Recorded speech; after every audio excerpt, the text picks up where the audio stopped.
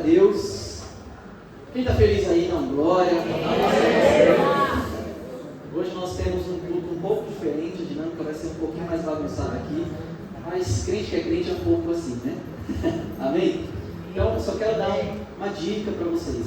Quem tem criança no departamento infantil hoje, eu peço que vocês peguem os seus filhos às 11h20, tá bom? Então, quando estiver chegando perto das 11h20. Por quê? Porque depois das 11h20, nós teremos aqui o envio da Casa de Paz e também um momento aqui de certificação das pessoas que concluíram o nosso curso de nova criatura. Amém? Por isso que eu vim aqui, gente, todo assim. O pessoal perguntou se eu ia fazer um casamento aqui hoje. Eu falei assim, meu Deus. Amém? Aleluia. Então coloque a mão no seu coração. Amém. E expresse para o Senhor a sua fome, a sua sede nessa manhã. Ai, Jesus, nós estamos tão famintos, Pai, pela Tua palavra. Senhor, nós estamos sedentos por ouvir a Tua voz, sedentos, Pai, por Te contemplar mais profundamente. Senhor, que essa palavra ela fale conosco, Senhor, não só hoje, mas durante toda a nossa história. Senhor, que essa palavra encontre no nosso coração um caminho, Papai, para frutificar, em nome de Jesus. Aleluia. Amém, meus irmãos. Se você não está anotando, hoje eu vou rebrifar algumas coisas que nós já alinhamos aqui, que nós já conversamos juntos, a respeito de como nós podemos ter uma vida frutífera. E assim como a palavra fala, a gente deixa o melhor vinho para o final. Então, se você não anota, eu quero te encorajar a você anotar, pelo menos, algo que Deus vai falar com você, porque eu não confio na minha memória. Então, eu, para você ter noção, eu anoto até os meus pensamentos, porque eu vou esquecer. Então, se você não quer esquecer o que Deus vai falar com você nessa manhã, que você tome notas disso. Amém? Amém. O título da ministração de hoje é casado ali com essa última canção que nós adoramos ao Senhor juntos aqui, e se chama Uma Carta Viva. Uma Carta Viva. E tudo começa quando nós entendemos a nossa filiação a Deus, o nosso propósito que o Senhor nos chamou para construir a história dele no mundo através da minha e da sua vida. Então, enquanto nós estamos vivendo aqui juntos, como família na fé, enquanto nós tomamos uma decisão pelo Senhor, nós estamos agora não mais vivendo a nossa própria vida, mas nós estamos vivendo algo que Deus chama de família da fé, a igreja. E eu e você não fomos chamados nessa história que nós estamos vivendo aqui, apenas para vir à igreja.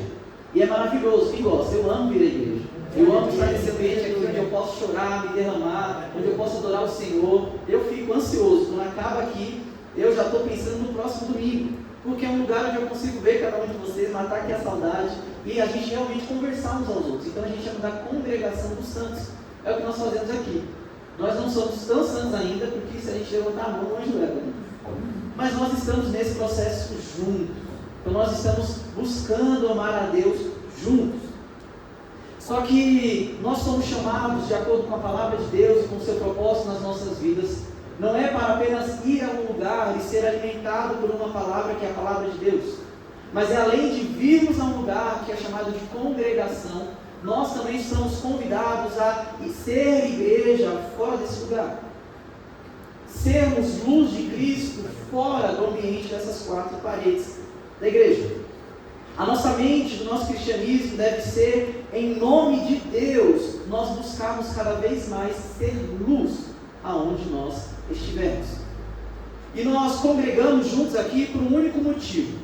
Está lá em Hebreus 10, do 24 ao 25. Hebreus, capítulo 10, do 24 ao 25.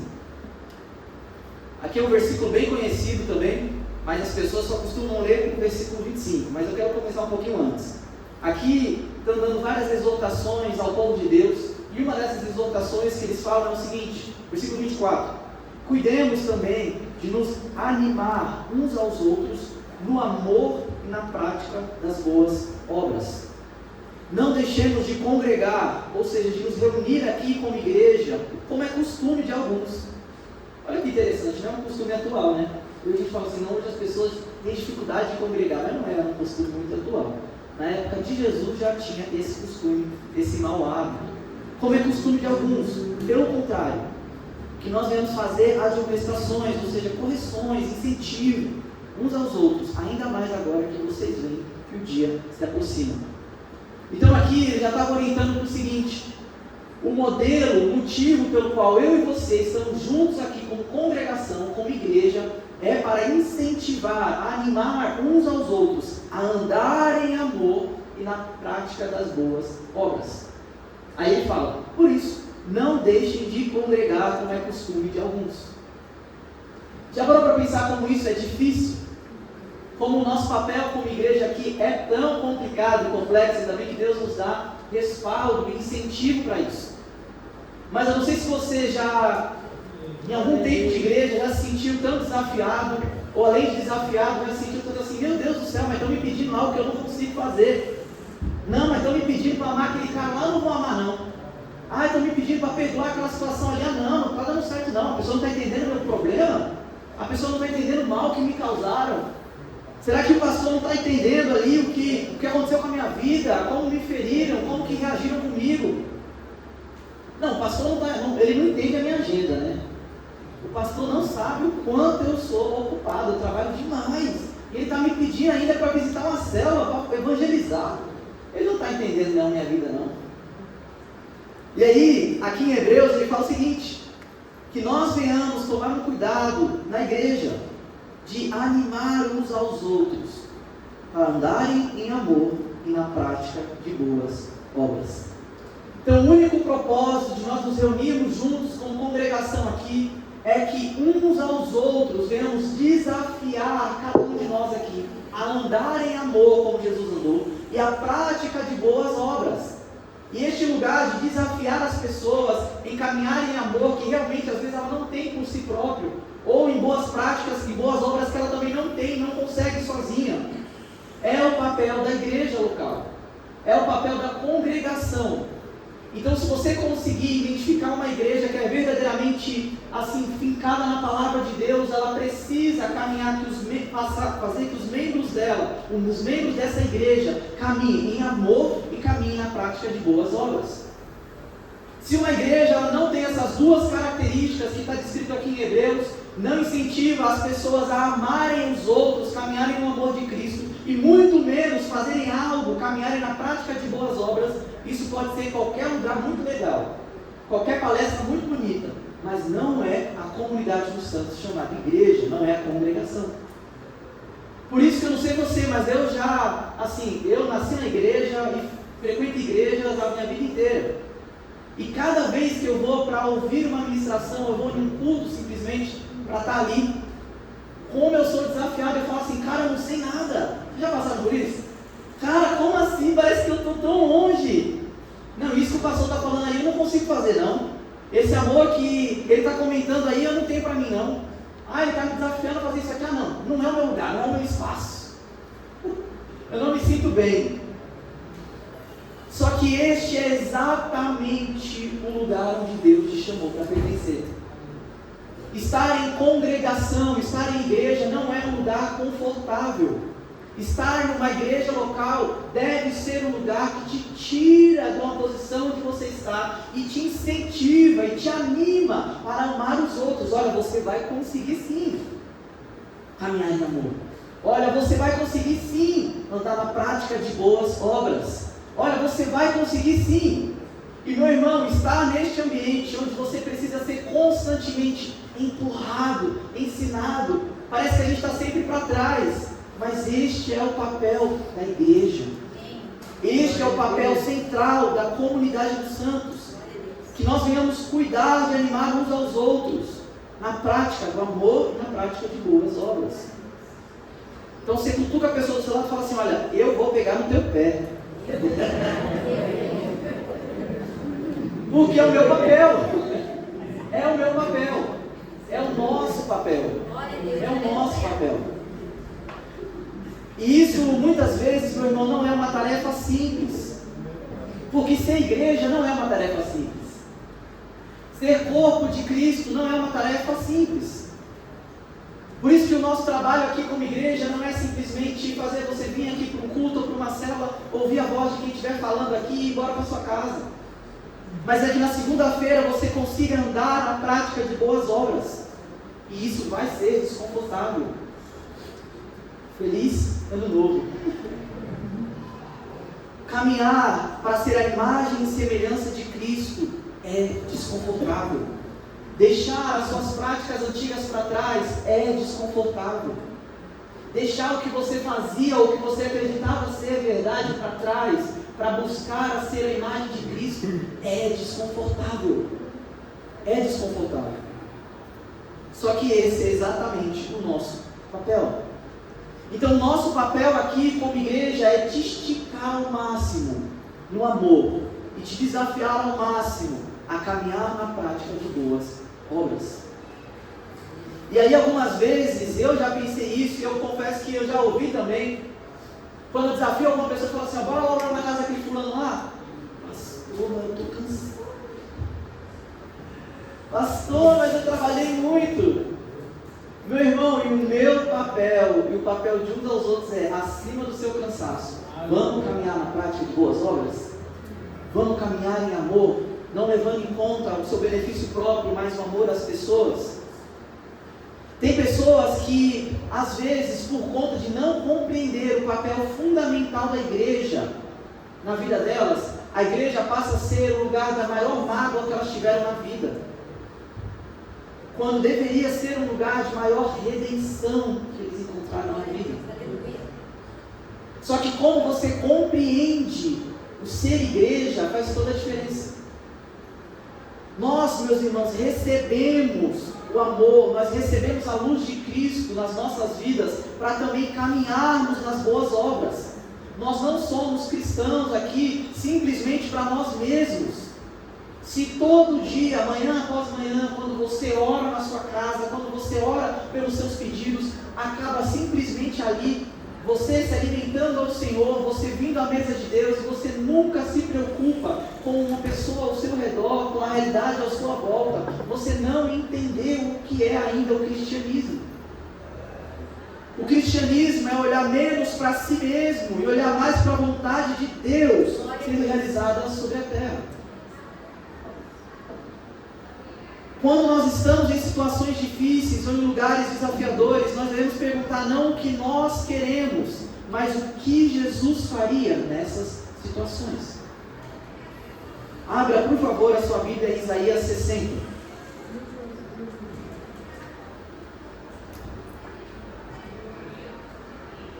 Fala o seguinte: levante-se e brilhe, ou resplandeça, porque já vem a sua luz, e a glória do Senhor está raiando sobre você.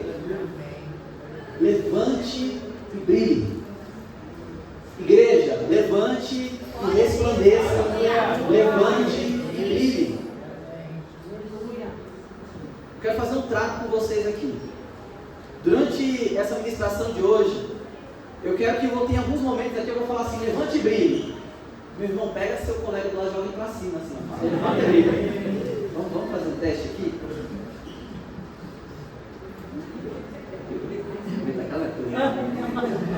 Vamos fazer um teste. Levante-se e brilhe. Aleluia! Foi mais ou menos, mas vocês estão entendendo a lógica do negócio. Isaías 60, versículo 1. Levante-se e resplandeça, porque já vem a sua luz, e a glória do Senhor está raiando sobre você. Meu irmão, você pode vir à igreja, mas ao mesmo tempo decidir não brilhar aonde você deveria brilhar. Você pode vir domingo após domingo, célula após célula, você pode ter encontros, assim eu digo, com a leitura, ler na sua casa devocionais, mas nunca refletir e resplandecer o Senhor nos lugares onde Ele te chamou para refletir. É uma realidade. Existem alguns cristãos que eles entendem que o Evangelho é simplesmente para o eu, é para mim. Então eu estou sendo santificado, eu não estou mais pecando, eu agora vou ao céu, mas se esquecem que eles foram chamados para levantar e brilhar. Aleluia! Sabe, a glória do Senhor, Ele resplandece sobre nós à medida que nós nos levantamos para fazer algo que Ele nos chamou para fazer. Algumas pessoas acreditam que o resplandecer a glória de Deus ou viver os propósitos do Senhor é apenas quando eu tiver todos os meus pontos pendentes resolvidos. Quando a minha história, Gabriel, estiver 100% concluída, agora é o momento que eu me levanto e brilho. Mas, meu irmão, isso não é uma realidade. Ao ponto que nós nos colocamos à disposição do fazer do Senhor, à disposição da obra de Deus. Ele está dizendo o seguinte: a luz do Senhor já vem raiando sobre você. Em Provérbios fala o seguinte, que a vereda de uma pessoa justa vai brilhando mais e mais até ser dia perfeito. O caminho de uma pessoa justa, e nós somos justificados porque nós aceitamos ao Senhor, e esse é o único critério. Então o caminho de uma pessoa que aceitou a Cristo vai brilhando mais e mais. O que significa isso? Significa que a nossa vida, quando nós dizemos sim para o Senhor, nós ainda estamos com muita escuridão nela. Nós ainda estamos com muitos pontos pendentes nela. Só que o caminho agora mudou. Porque agora você entregou os seus caminhos que estavam na escuridão para aquele que endireita as suas veredas. Ele fala o seguinte: agora que você se entregou para mim, agora que você colocou a sua vida nas minhas mãos, na minha vereda, eu vou dizer o que vai acontecer na sua história. Vai brilhando mais e mais. A sua vida vai santificando mais e mais, até ser um dia perfeito. Então essa ideia errada, equivocada do inimigo de prender as pessoas para não fazerem nada no reino de Deus porque existem pendências na sua vida, é uma mentira, meu irmão. Porque exatamente o processo de caminhar no que Deus tem para você é que vai te santificando e fazendo você brilhar e resplandecer a imagem dele. É exatamente isso. Sabe, nós precisamos ser mais parecidos com aquilo que a Bíblia chama que nós somos. A Bíblia nos identifica como uma noiva de Cristo. Mas algumas pessoas se identificam mais com uma mulher de Ló, que constantemente fica olhando para trás. Paralisados, viram uma estátua de sal. Porque pecaram muito no passado, porque fizeram muitas coisas erradas. E essas situações dela, no passado dela, nas costas dela, paralisa. Eu não posso fazer nada para o Senhor. Eu não posso frutificar. Olha, eu já fiz isso, eu já fiz aquilo. E constantemente ficam olhando para trás. Quando a Bíblia fala, olhe para o autor e consumador da sua fé, que é Cristo. Meu irmão, eu e você somos a noiva de Cristo. Então o nosso olhar deve ser para aquilo que Deus está fazendo na nossa frente, não o que aconteceu para trás. O nosso passado é Cristo. A Bíblia fala que o passado, os nossos pecados, Ele lança no mar do esquecimento. Se o próprio Deus lança nossas falhas sem Jesus no mar do esquecimento, quem é você para ficar olhando para trás para o seu passado e se paralisando? Você é nascido de novo. Você é filho de Deus. Glória a Deus. Tudo que diminui a luz de Jesus que deveria brilhar na sua vida é uma mentira equivocada do inimigo. Levante e brilha. Aleluia.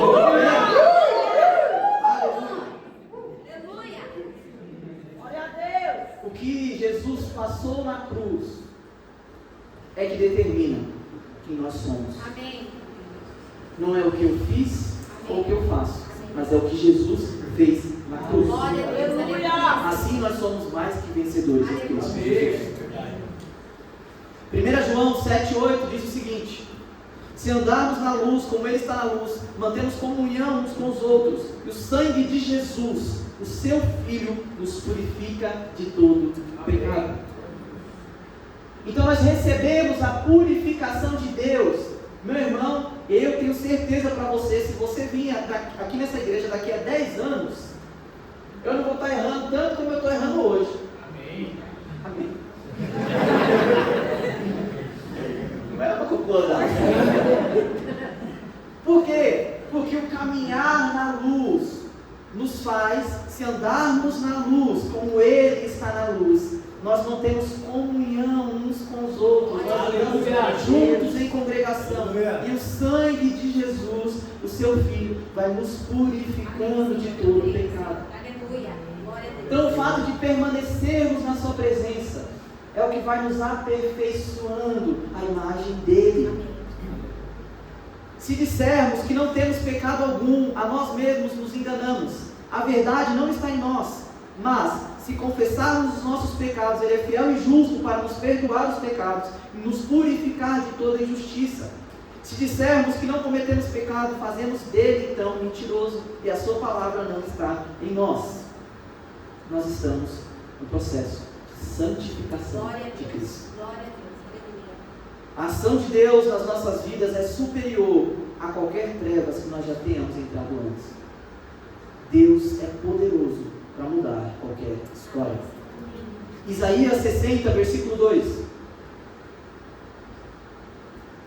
Fala o seguinte: porque eis que as trevas cobrem a terra e a escuridão envolve os povos, mas sobre você aparece o resplandecente do Senhor, e a sua glória já está brilhando sobre você.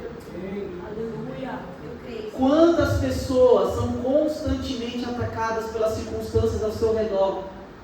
Se uma pessoa fala assim, entristece o coração. Se uma pessoa sorri assim ou não sorri assim, entristece o coração.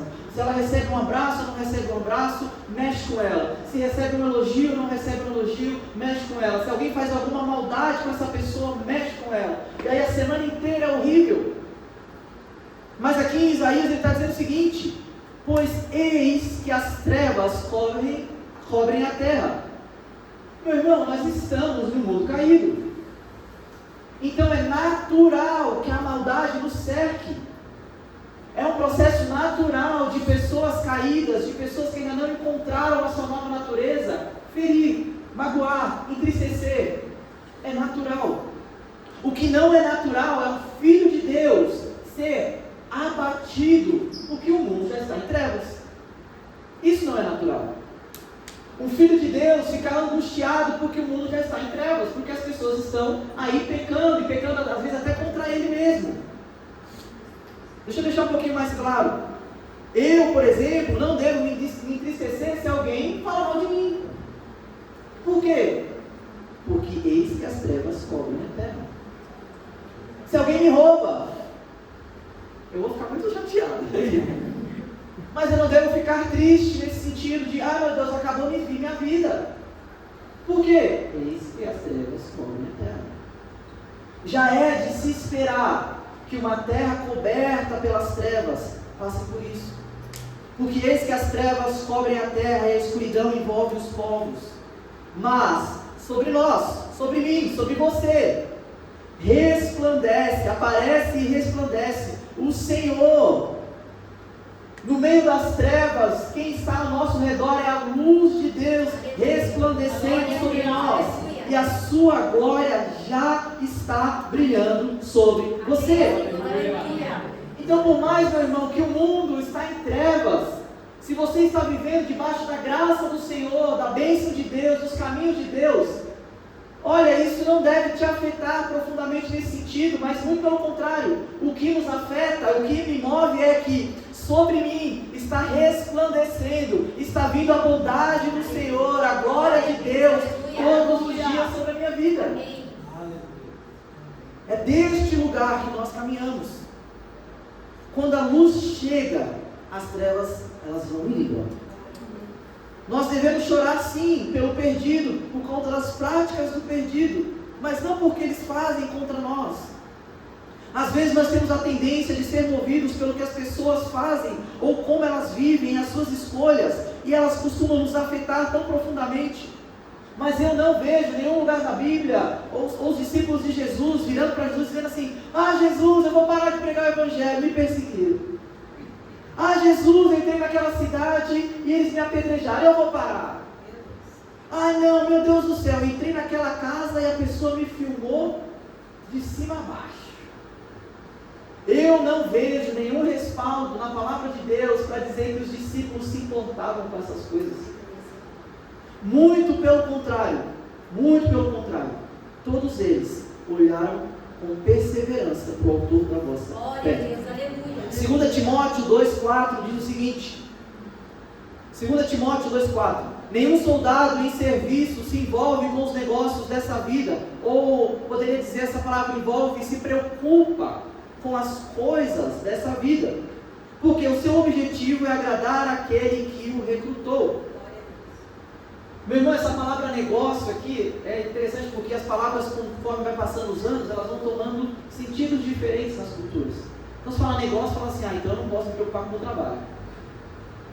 Mas não é isso que o texto está dizendo. O texto está dizendo o seguinte: nenhum soldado em serviço se preocupa com as coisas dessa vida.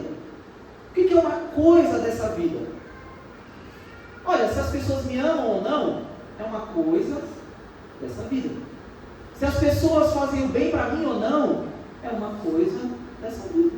Se uma pessoa até pensou no meu mal, né, fez uma macumba para mim, sei lá, misericórdia. São coisas dessa vida. Mas assim, nenhum soldado em serviço se preocupa, se envolve com as coisas dessa vida. Por quê? Porque o seu objetivo é agradar aquele que o recrutou.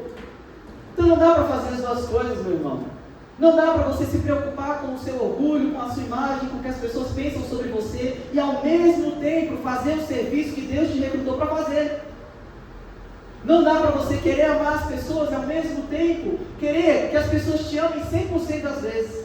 Querer que as pessoas reconheçam 100% das vezes. Querer que as suas obras sejam valorizadas 100% das vezes. Porque são coisas dessa vida. Mas o nosso objetivo de um soldado de Cristo é agradar aquele que me recrutou para isso. Aquele que me chamou para ser luz no meio das trevas. Aquele que me chamou para andar em boas obras. Aquele que me chamou para amar as pessoas. O meu objetivo final é agradar aquele que me recrutou para isso.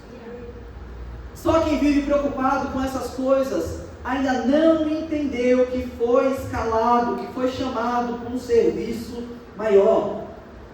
Quem é soldado de Cristo não tem tempo para odiar pessoas, porque está ocupado demais amando os seus inimigos. Amém? Amém. Não tem tempo para ficar chateado, porque está ocupado demais realizando o que Deus chamou ele para fazer. 1 Pedro 5,9 diz o seguinte: resistam-lhe firmes na fé, certos de que os irmãos de vocês, espalhados pelo mundo, estão passando por sofrimentos igual aos de vocês. Isso no tempo bíblico já era uma exortação. Você foi perseguido por andar em justiça, por andar em amor. As pessoas às vezes não reconheceram o seu esforço, o seu serviço, o quanto você se entregou, o quanto você amou, o quanto você se dedicou. Aqui em 1 Pedro, esse texto é para você. Resistam firmes na fé. Certo que os irmãos de vocês, espalhados no mundo inteiro, milhões e milhões de pessoas, estão passando por sofrimentos iguais de vocês. Mas não é motivo para parar. Não é motivo para estacionar aquilo que Deus te chamou para fazer.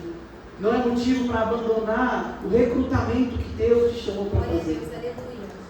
Mas é de se esperar. Imagina Jesus ali na cruz. Imagina isso por um instante.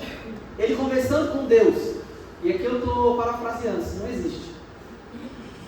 Imagina Jesus lá, olhando para Deus no meio da cruz. Um pecador de um lado, um ladrão, o outro que matou o outro do outro lado. E aí ele pensando um pouquinho na vida dele. Ele conversando com Deus assim: Deus, mas eu preguei seu nome. Oh, mas eu amei todos até o fim. Olha, eu curei tanta gente, eu libertei tanto demônio. Eu fui assim, eu curei umas pessoas que nem andavam. E aí a resposta que esse povo aqui está me dando é me matar aqui na frente de todo mundo mesmo assim. Você imagina Jesus falando isso, gente? Eu não imagino, não. Né? E por que nós nos permitimos fazer a mesma coisa? Sabe, Jesus, ele sabia que ele foi entregado, ele se ofereceu por um plano maior. Então ele não se preocupava com as coisas dessa terra. Tanto que o final da resposta ali de Jesus na cruz fala o seguinte, que Jesus amou os seus até o fim. E quando o seu corpo estava ali para desfalecer, no seu último suspiro, ele solta e grita um termo: tetelestai. Aleluia. Significa está consumado, está feito, está realizado. Significa o seguinte: olha, independente da dor que estão me causando, independente do mal que está ao meu redor, independente das trevas que estão ao meu redor, independente de não ser compreendido, eu concluí aquilo que o Senhor me chamou para fazer. Tetelestai, está consumado. Meu irmão, eu e você devemos carregar a mesma identidade. Nós não devemos ficar surpresos com a natureza humana. João 2, do 23 ao 25, fala o seguinte: estando Jesus em Jerusalém durante a festa da Páscoa, muitos creram em seu nome. Quando viram os sinais que ele fazia, mas o próprio Jesus não confiava neles. Porque conhecia a todos e não precisava que alguém desse testemunho a respeito das pessoas, porque ele mesmo sabia o que era a natureza humana. Nós, como igreja, devemos parar de ficar espantado com a maldade do mundo. Ai, aquela pessoa fez aquilo. Ai, aquela pessoa... Meu irmão do céu, qual é a novidade? Agora, o que você deve fazer é resplandecer a luz de Cristo nos lugares. Romanos 12, 21 fala o seguinte: não se deixem vencer pelo mal, mas vença o mal com o bem. Ah, aquela pessoa tem um coração mau. Positivo. Vença o mal com o bem. Glória a Deus. Vocês estão entendendo como é que funciona o reino de Deus? Amém. Aleluia. Aleluia. Colossenses 1, 27. A estes Deus quis dar a conhecer a riqueza da glória deste mistério entre os gentios, ou seja, as pessoas que ainda não conhecem a Deus. Então Deus, a nós, a estes, está falando aqui da igreja, daqueles que seguem a Jesus, Deus quis dar a conhecer a riqueza da glória desse mistério, que é entre os gentios, ou seja, as pessoas que não conhecem a Deus ainda, que é Cristo em vocês, é a esperança da glória. Então vamos digerir um pouquinho isso. Cristo atuando em você, em mim, é a esperança que aquela pessoa veja a glória de Cristo. Aleluia. Então, se uma pessoa ela te persegue, ela te faz o mal, ela está longe de Jesus, isso não é uma novidade. Mas o que eu faço com isso? Significa que Cristo agora que está em você é a esperança daquela vida ver a glória de Deus. Aleluia. Então a pergunta não é, nossa, a novidade não é o que aquela pessoa fez para você, mas é o que você vai fazer. O que você vai fazer? Você vai pagar mal com mal ou você vai resplandecer a glória de Cristo na vida daquela pessoa? A verdadeira forma de viver a vida nessa terra não é olhar para nós mesmos, mas é se entregar. E aqui eu quero fazer um parênteses aqui. Hoje o mundo ele prega o seguinte: a vida é um presente que você deve desfrutar. E sabe qual que é o problema dessa ideologia pecaminosa do diabo nas nossas cabeças? A vida é um presente que você deve desfrutar. O problema é que a nossa vida não é um presente que nós devemos desfrutar. Tem um menininho lá de 1 ano, vai fazer 2 anos agora, mês que vem. Eu tô junto com o irmão da minha esposa lá, né? Ele tem 6 anos e o meu filho tem 2 anos. Os dois estão lá em casa nas férias lá, né? Aí eu dou um presente para um, tentem tirar esse presente da mão dele para dar para outra pessoa. Ele vai chorar, ele vai se jogar no chão. Meu Deus do céu. Quando nós acreditamos que a vida é um presente e eu devo desfrutar dela ao máximo, tenta entregar essa vida por amor a alguém. Tenta. Quando eu tenho o entendimento de que a minha vida ela deve ser desfrutada, eu devo preservar ao máximo, eu devo experimentar as melhores coisas dessa vida, eu devo correr pelas coisas dessa vida, eu devo protegê-la ao máximo do meu tempo, proteger o máximo da minha energia, proteger o máximo da minha felicidade. É um presente que eu devo desfrutar. Tenta tirar esse presente agora da tua vida. Só que é exatamente o que a Bíblia fala, Mateus 16, 25, pois quem quiser salvar a sua vida, essa vai perder, mas quem perder a sua vida, ou seja, quem entregar a sua vida por minha causa, esse sim o me achará. Aleluia. João 10, 18, Ninguém tira a minha vida, pelo contrário, eu espontaneamente a dou. Tenho a autoridade de entregá-la e também de reavê-la. Esse mandato eu recebi do meu Pai. Se você acha que a sua vida é um presente que você deve desfrutar, no máximo, o máximo que vai acontecer é você usar a Deus para experimentar esse presente aqui nessa terra, de uma forma sem dor, sem sofrimento, sem pressão e de uma forma tranquila. Mas esse não é o propósito de Deus para a sua vida. O propósito de Deus para a sua vida é que você é entregue nas mãos dele. Não sou mais eu quem vivo, mas Cristo vive em mim. Nós fomos chamados para ser cartas vivas nas mãos de Deus. 2 Coríntios 3, 1 ao 4. Fala o seguinte. Aqui é um diálogo ali. E Paulo está dizendo o seguinte: estamos começando outra vez a recomendar a nós mesmos? Ou será que temos a necessidade, como alguns, de entregar cartas de recomendação para vocês?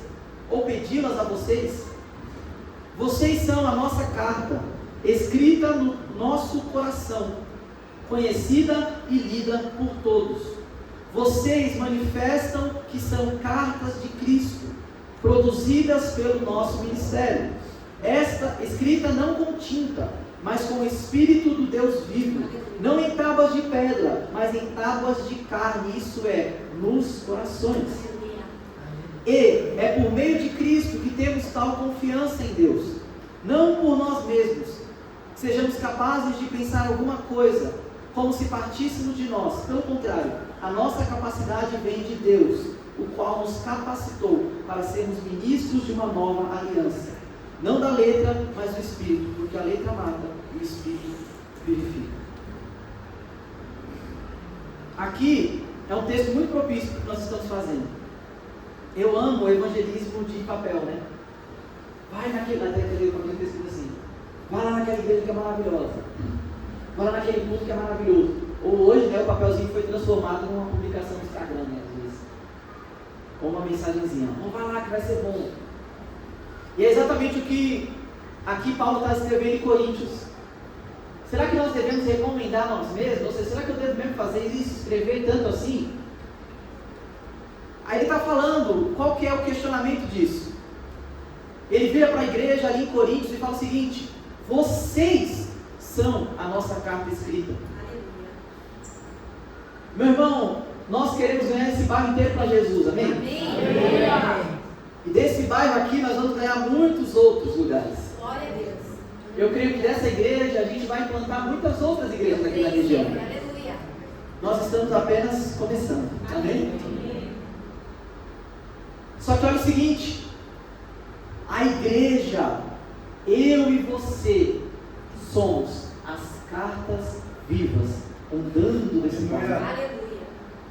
O que Deus está fazendo na minha e na sua história é o que vai despertar a fome e a sede no coração e na vida de outras pessoas. O que eu estou vivendo não é uma cartinha que escreve e eu entrego. É muito boa também. Mas as pessoas, antes de ouvir o que eu tenho para dizer, elas vão olhar a minha vida. Antes de ver o evangelho que eu tenho para pregar, elas vão olhar como eu trato as pessoas, como eu ando na prática de boas obras, como eu ando e sou desafiado a andar no amor de Cristo, sacrificial.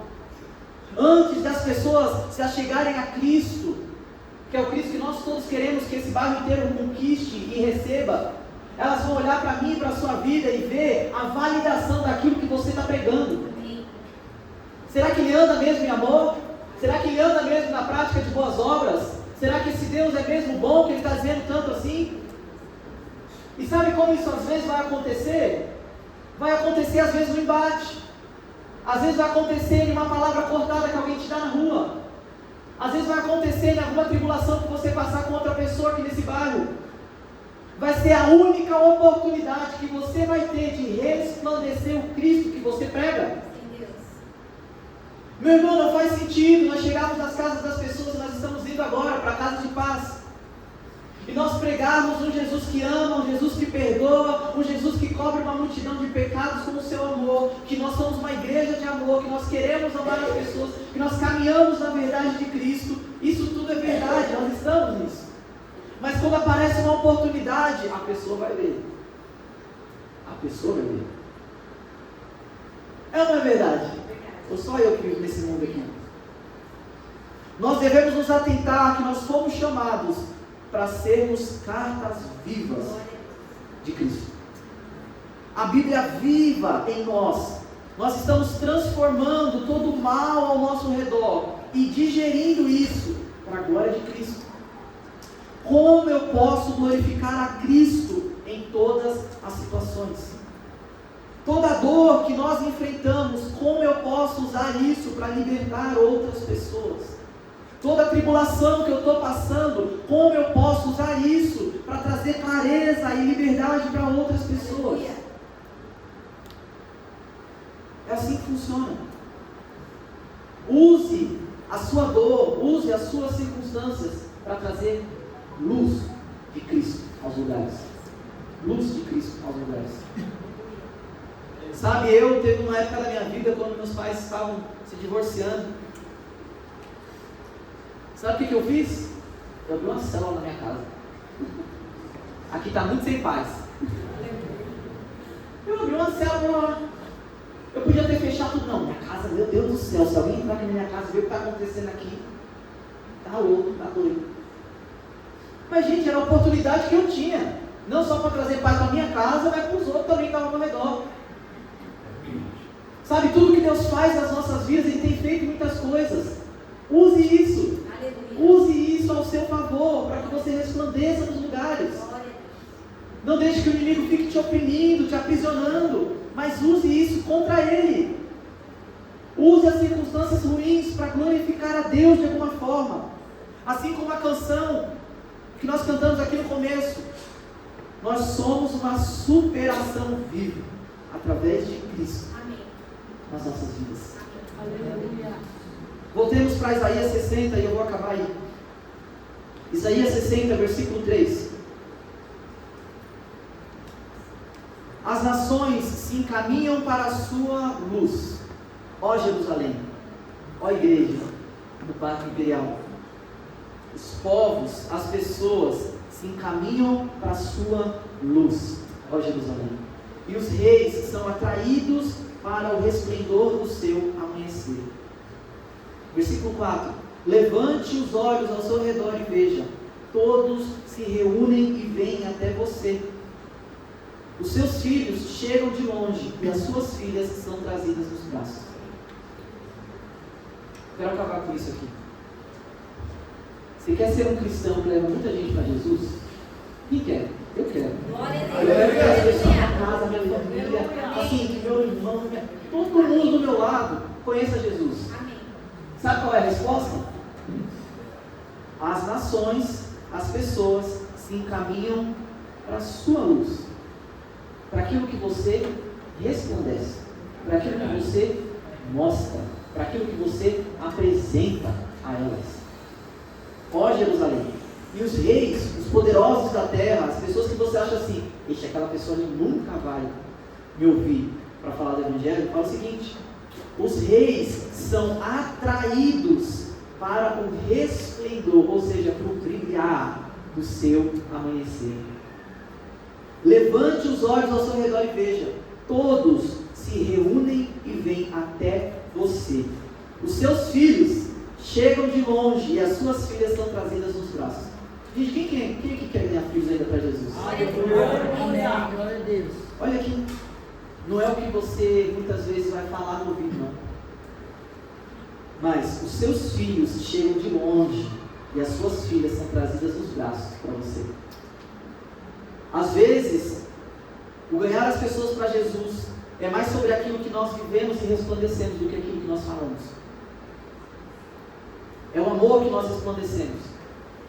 É o perdão que nós apresentamos. É a mão que nós estendemos para levantar quem está caído. É o alimento que nós damos. Eu não sei qual que é a forma de resplandecer ou como vai funcionar na sua vida. Mas você nasceu para se levantar e brilhar na luz de Cristo. Aleluia. Amém? Amém. Quero te convidar a ficar em pé. Agora.